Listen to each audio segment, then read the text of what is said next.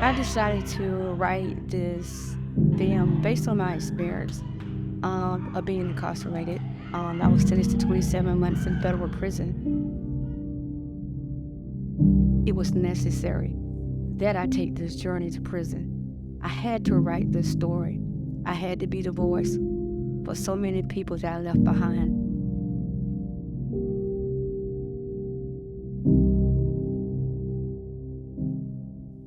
Sentenced to Pray, when I was first approached about the project, I realized that this was like really her God-given story.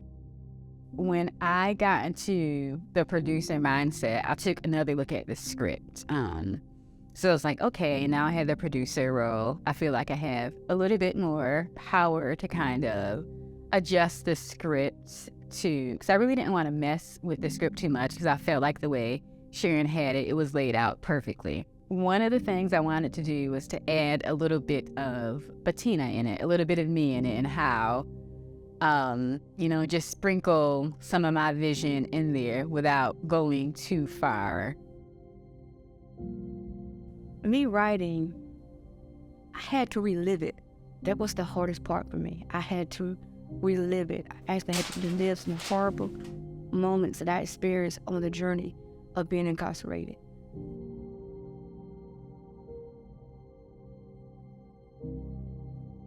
Betty is a prayer warrior.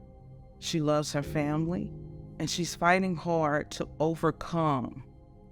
That life still haunts her on the outside. She's still in bondage mentally. A gratifying moment for Betty was when she was finally able to let go and be free from the power that being incarcerated had over her. So a big thing for me when I was picking the team, it was to really find people that can support each other in their position and mesh well with each other. And a lot of people that worked on this project, I worked with them before. So it wasn't a question if they're good, if they're good at what they do. It was more of a question if they were a good fit for this particular project. Eli, how much time do we have? I'm ready. I think I'm doing it. Like, we need to shoot it now. Yeah, let's go.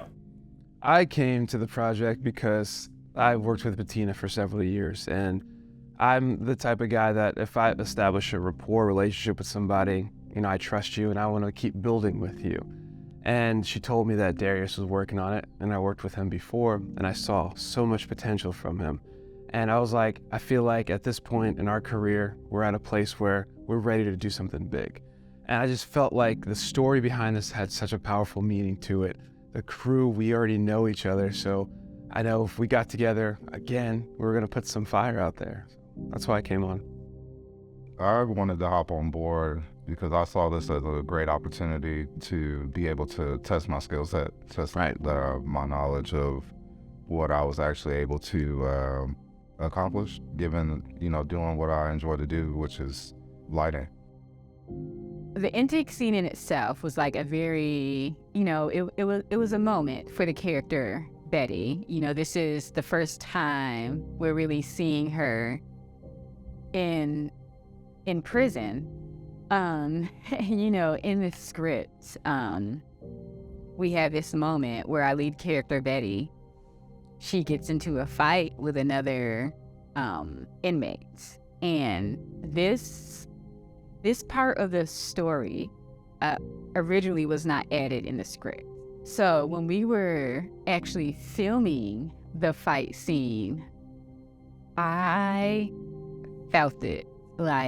I felt like what Sharon was telling me on the phone that day, I was seeing it happen.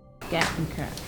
Okay, here we go in rehearsal, just for blocking, and then the next take we'll add dialogue, okay? This project as a whole has, for me personally, has been an amazing experience because we really had like a nice, tight, sturdy team. Eli and Darius. I love them both. Eli is both of the guys are very technical. Yep. So glad that the DP had space to express himself. The lighting person had space to express himself. So when I was constructing the shot list and I read the script, based off the experience that I've had filming and watching TV shows and movies, I could automatically see shots that I've seen in other projects. And then I would try to add some of my personal touch to it based off of the mood of the film that we're working on.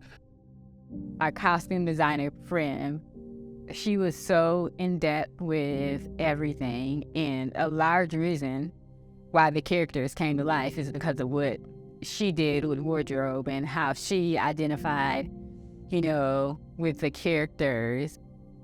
The set dressing, everything was just very intentional.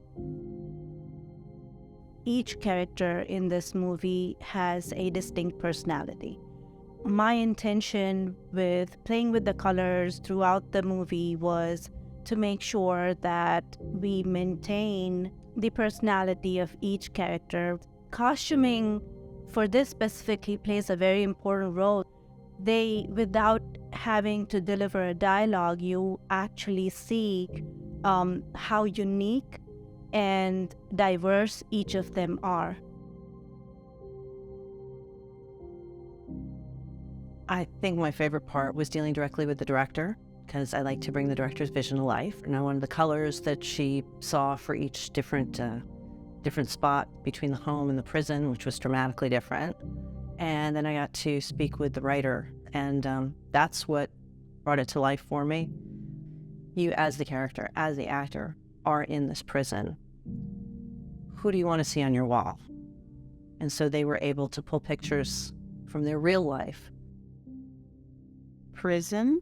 The hairstyles aren't too elaborate. They're pretty basic. They're low-key. So I wanted them to look as though they were really in a prison. Betty's hair, I was trying to give a feeling of how she was feeling at that moment. We pulled it back. When you have long hair and you're in prison, if anything ever breaks out, you don't want someone pulling your hair. When they got out, I wanted them to have a look that showed they could be beautiful. The actors, like when I would go on one-on-ones with the actors, they already had like the backstory and their ideas with the film and their own ideas with the character. So it made it really easy to discuss back and forth of the vision I had and like how we can combine it. So for me, this was a true collaborative experience. What's coming? I know, I wanted to watch. Working with Bettina, I have been praying, asking God to send the right people or the right person for this project. The biggest thing for me was they had to be in a relationship with God. They had to know something about His goodness. We began to talk, and I began to tell her the story and how it's supposed to be. And she immediately said, I'm in.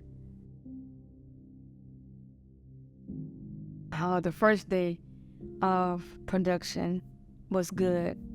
I enjoyed it. It was like a dream. It's like I was just sitting in a dream and I needed to pinch myself to wake up.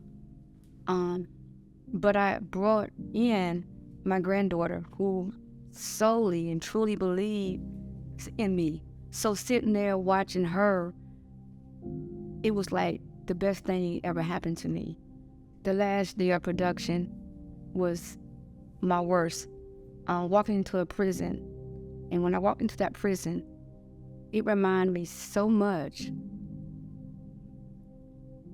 of the first week of me being incarcerated, when I just realized I'm here.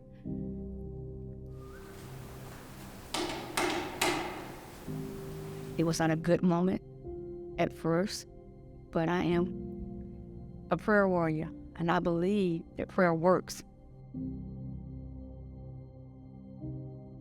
I would like the audience to realize that post-traumatic prison disorder is an actual thing. And people go to prison, you know, people have made mistakes, but when they get out, they need some type of rehabilitation. They need a stronger structure that actually focus on rehabilitating people. What I would like for people to take from this film is that it's not about where you start, it's about where you finish. And to know that delay do not mean denied. Just because you have a bump in the road or you go through some stuff, it doesn't mean that life is over. It actually can be your beginning.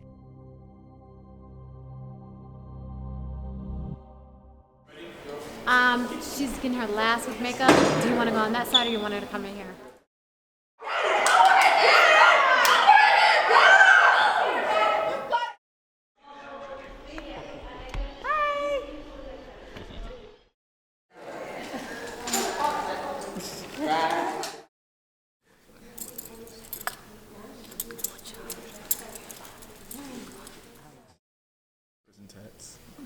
It's gonna be fun.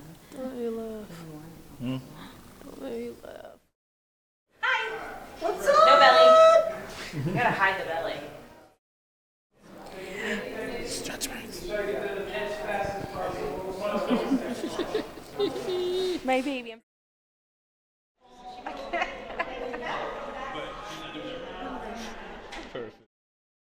Okay, take a deep breath in and out.